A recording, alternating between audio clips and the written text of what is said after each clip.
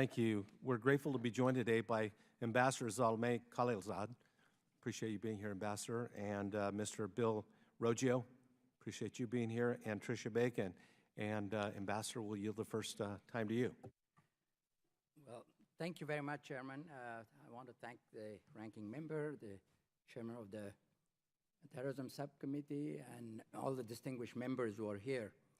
I appreciate the opportunity to appear and to make a few comments on a very important and difficult subject, the issue of Pakistan.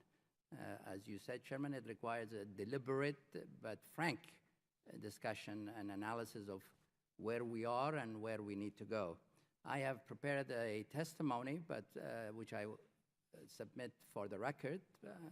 Without objection, your formal testimony will be injected into the record. I would like to summarize that testimony by making a few points and look forward to the discussion. While Pakistan, in the aftermath of 9/11, did provide significant help in the overthrow of the Taliban and in the capture of quite a number of al-Qaeda members, I think it's fair to say that if one focuses on Afghanistan, which would be the burden of my comments today, looking at Pakistan, one conclude now the following: that first, Pakistan is now a state sponsor of terror. There is no question that the Pakistani military and the Pakistani intelligence agency, the ISI, the inter-service agency, supports the Haqqani network, which we regard, the United States has regarded as a terrorist organization. One of our former chairmen of the Joint Chiefs called the Haqqani network a virtual arm of the ISI. Point two, it's also clear that the Pakistani military and Pakistani intelligence provide sanctuary and support for the Taliban, which is an extremist organization that provided sanctuary for al-Qaeda in the early period. And even recently, the leader of al-Qaeda, Zawahiri, pledged allegiance to the new leader of the Taliban. So the relationship continues. And these two steps that Pakistan clearly has taken, it used to deny that there were any Taliban in Pakistan. When I was ambassador to Afghanistan, when I went to see President Musharraf, and after a long discussion, when I raised the issue of the Taliban with him, he asked me, they're not here. Give me their phone number, give me their address. I had to remind them that the leadership of the Taliban was called the Quetta Shura, which, it's a big Pakistani city. And there was a Peshawar Shura, which is another big city in Pakistan. And the media regularly went and interviewed some of these people. But in any case, as you know, more recently, he has boasted, Mr. Musharraf, that he did obviously help the Taliban and the Haqqani network. But the Pakistani support for these two groups has been a critical factor, in my judgment, in the longevity and successes that these two groups have had against the United States, against our forces. We've lost quite a lot of people, as you know, both military in particular, but also non-military folks. And they have imposed huge financial costs by making the war prolonged and requiring us to invest not only lives, but also resources. And it has imposed huge costs also, both military and civilian, on the Afghans. As those of us who have studied insurgencies and counterinsurgencies, if there is a sanctuary, it makes it much harder, takes longer, becomes more protracted to defeat that insurgency. I'm not saying other factors are not important. They are. I mean, the question of governance, the policies of the government in charge. But sanctuaries make it much harder to defeat insurgencies. So it seems to me that our policy, as if I would characterize it, as one of engagement, providing support, sometimes withholding some assistance, but one of assistance has not produced what we had hoped would be the result in Pakistan, which is that they would change policy to bring the Taliban to the negotiating table and move against those Taliban that are not reconcilable or would not reconcile, and then also to move against the Haqqani network. This has not happened. So, as a nation, in my view, it's important that we debate what to do next.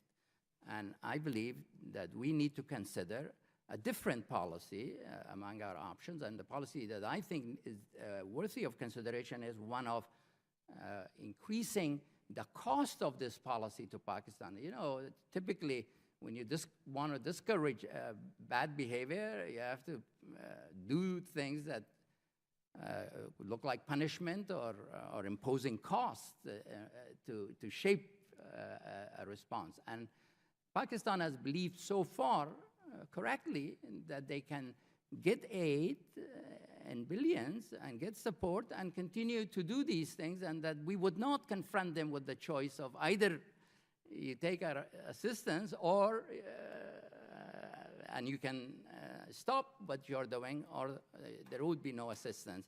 And I think unless we affect fundamentally that calculus, that they confront a choice, it's unlikely that they would adjust the policy that we require, that the Afghans require, and indeed the world require.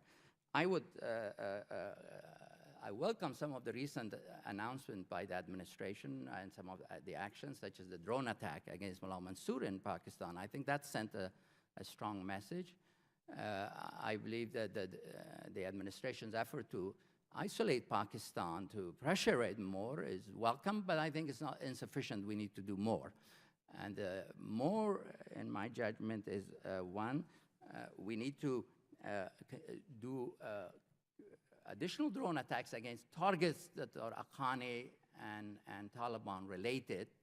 If Pakistan does not move against the Haqqani network and the irreconcilable Taliban, we need to have, in my judgment, very sharply focused sanctions against people in these two institutions, the military, especially the army, and the intelligence network, who are involved in support of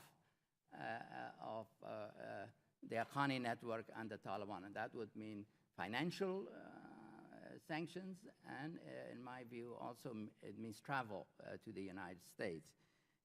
I think we ought to suspend all non-humanitarian and non-education assistance to Pakistan. I agree with the ranking member that education is very important, and we ought to continue with educational assistance, humanitarian assistance, but non-education, not only our own, but in IMF, I think we need to use our influence there to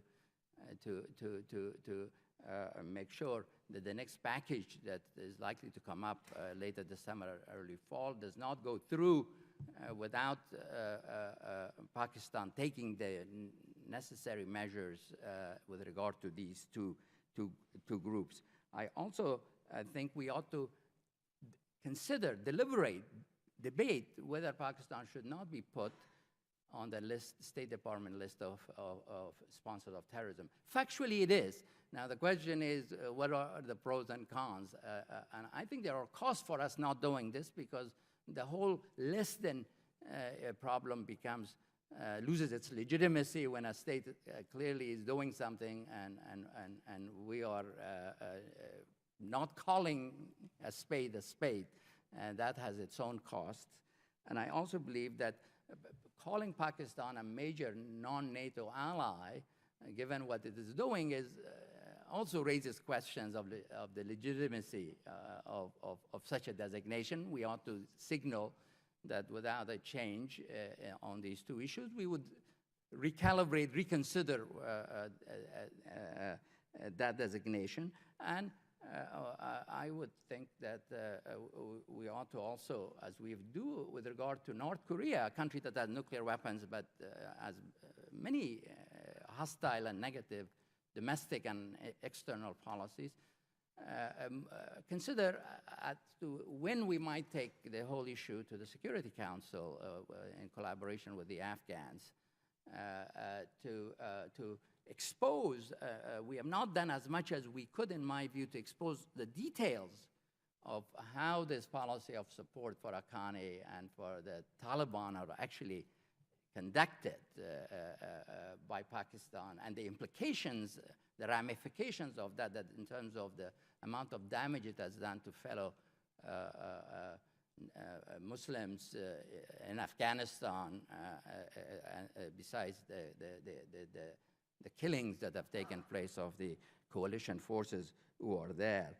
I think also, as we think down the road, given that Pakistan may choose not to respond favorably to this, we need to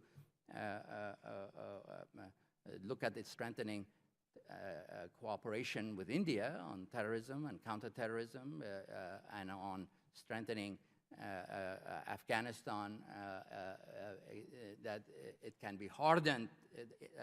My judgment is that if we do the steps that I have described, it is not out of the question that Pakistan might reconsider, because I think if we can shake this belief that they have, that they can continue to be both the beneficiary of U.S. assistance and continue to do what they are doing with regard to the Taliban and the Haqqani network, with the view that eventually will tire out, they will get tired, will leave, and then they can go back to imposing a Taliban government on Afghanistan, and the good days will be here again from their perspective regionally. We would have to look at other ways with other who share our perspective on terrorism, particularly India, and I just was there last week, had very serious discussions. I think we will need to take a look at this. I understand, Mr. Chairman, as a final point, that this is not an easy issue. The administration that I was a part of, we tried engagement too and assistance in the golden hour after 9/11, when our credibility was high. We didn't push as hard Pakistan at that time as perhaps we should have. I think another golden hour may have